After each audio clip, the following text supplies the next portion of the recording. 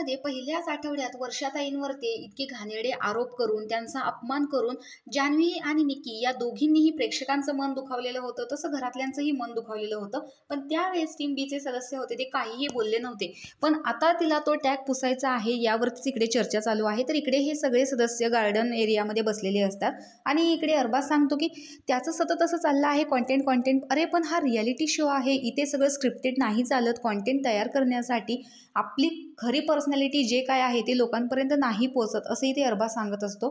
तर अंकितामध्येच म्हणते की आता तिचं कसं चाललंय, तिने पहिल्या आठवड्यामध्ये वर्षाताईंना ज्या प्रकारे त्रास दिला होता ना, आता तो त्रास तिला परत घेता येणार नाही. पण तिला जो टॅग मिळालेला आहे तो टॅग तिला पुसायचा आहे, म्हणून ती आता इकडे चांगलं वागण्याचा प्रयत्न करते आणि ती आता चांगली सुद्धा झाली. कारण आता तिच्यासोबत निकी नाहीये आणि आम्हाला ते खूप वाईट वाटत होतं. पण मी तुला सांगितलेलं अरबाज की ते आम्हाला बघवत नाहीये, तू काहीतरी कर. पण यावेळेस अंकिता ते काहीच बोलले नव्हते, पण अरबाजला ती सांगत होती की तू काहीतरी कर. तर अशा पद्धतीने अंकिता मी किती प्रयत्न केले की हे थांबवण्यासाठी असं इकडे सांगताना दिसते. आणि अरबाज सुद्धा सांगतोय की इथे कॉन्टेंट करण्यापेक्षा रिअल पर्सनॅलिटी लोकांना दाखवणं हे जास्त इम्पॉर्टंट आहे, कारण ट्रॉफीपेक्षा लोकांची मनं जिंकणं हे या शोमध्ये जास्त महत्त्वाचं आहे.